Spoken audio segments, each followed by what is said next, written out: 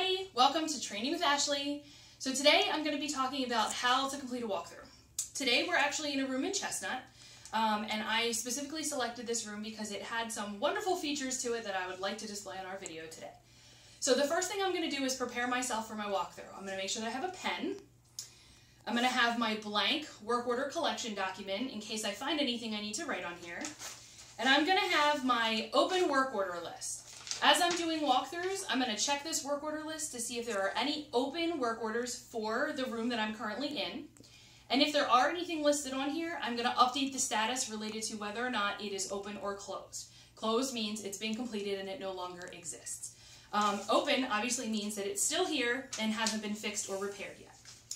So the first thing I'm going to do is I'm going to start by checking everything in the space on my walkthrough. I like to start at the door because it's one of the first places that you're going to walk in. So let's just pretend that when I walked in here, the lights were out. The first thing I'm going to do is turn the lights on. And they work, so I don't have to write them down. I'm going to inspect the door.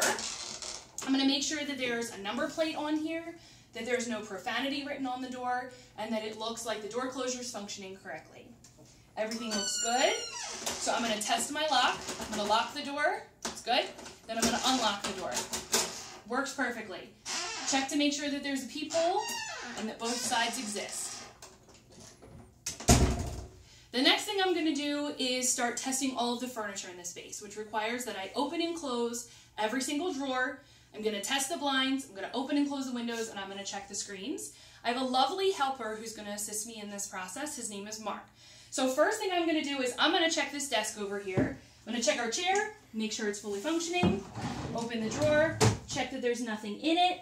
Everything looks great. Now we're going to swing over to our dresser, our wardrobe, and our desk that are on this side of the room. Mark is going to lovingly check this wardrobe for me.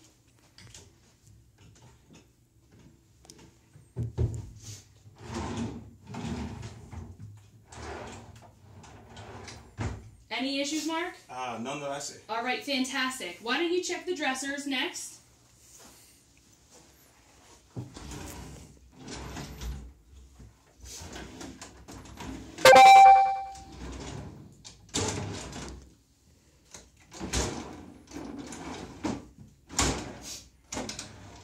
Is everything functioning? No problems here. All right, fantastic. The next thing that I'm going to do is I'm going to test the blinds. Now, as you can see from where you're standing, those blinds look pretty bad. The way that you're going to determine whether or not a work order is significant or not is thinking about the impact that that could possibly have for a student. When it comes to things like blinds, the first thing I'm going to consider is how would this impact a student's ability to get changed or naked in their bedroom? If this is the only space, because this is a triple for a student to actually stand and be changed, people walking by could certainly see them through the blinds and the holes that exist here. So I would enter this as a work order. However, I'm still going to test them. I'm going to open them up. And then Mark and I are going to test the windows.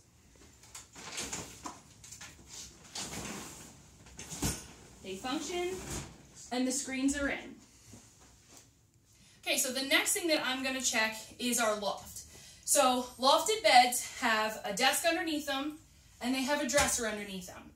Both of these pieces of furniture, they sit in opposite corners, and they help stabilize the loft. The goal is also to have the loft up against something such as a wall, which also helps provide stability. You can also see this thing back here, this black metal bar. This is called a stabilizer bar. This also helps to provide stability for the loft. When you're inspecting furniture, you're going to want to make sure that that loft is stable and it's not going anywhere, and check to make sure that the stabilizer bar is inside both ends of the bed ends. So now we're going to move over here, and I'm going to show you how to check a mattress. You're going to want to flip it over, flip it upside down, and make sure that you don't see any holes, tears, or rips in it. If there are, you're going to want to gauge how big those holes or tears are. If this entire side was slid open, obviously I wouldn't want to lay on that mattress, so we would want to get that replaced for a student. This one looks great. You would continue doing that with the rest of the mattresses in the room. The other thing that I just want to point out about these walls in here is that, unfortunately, these walls were not freshly painted. Many of our buildings that are older do not have freshly painted walls. They're going to have some dings, they're going to have some nicks, and they're probably going to have some paint peels. Unfortunately, we don't have the infrastructure or the money to be able to paint out all of those buildings every single year. So you are going to encounter some things like this paint peel that's above the bunked bed over here. In the grand scheme of things, that paint peel is not all that significant. If I were a student moving in, I don't feel like that would severely impact my ability to live here comfortably. Whereas the blinds might be a different case. So that's why for a paint peel such as that, I'm probably not going to enter a work order for that. I may list that on the RCR so that a student doesn't get held responsible for that at the end of the year, but I'm not going to ask a facility staff member to come in here and take care of that now. So now that we've done our walkthrough in this room, I'm going to check my open work order list to see if any of the things that I found are listed as an open work order. The blinds that we located are not on my open work order spreadsheet, which means that a work order has not been entered into the system for anybody to swap those out. So what I'm going to do is write that information on my blank work order collection document. I'm going to write the building, which is Chestnut. I'm in room 177. The specific location is the windows. And I'm going to write that the blinds are missing 2 slats and they need to be replaced. And I know that the craft that goes to is general maintenance. So I'm going to make those notes for myself so that when I head back to my office, I can type those up and I can enter those as a work order. So next we're going to check the bathroom. And the rule is that if it moves, you're supposed to move it, which means you need to turn on all the faucets, flush all the toilets, and turn on all the showers. Open the blinds, check the paper towel dispensers, make sure everything is functioning. So Mark's going to check our sinks and test and make sure that they're functional.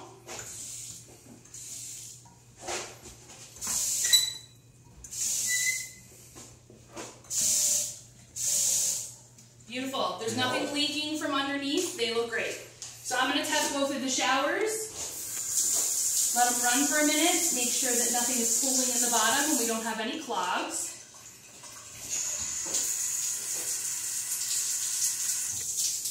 And then we're going to flush both of the toilets. You're checking for leaks and water that could be coming out of the toilet from different areas. Sometimes it's from the big silver thing that's called the flushometer. Sometimes it's from the base on the bottom and it needs to be recaulked. Could be a number of things. We're also going to make sure that the lights are functioning in here because who likes to go to the bathroom in the dark? And then we're going to check the window and the blinds and make sure those are good. Everything seems great.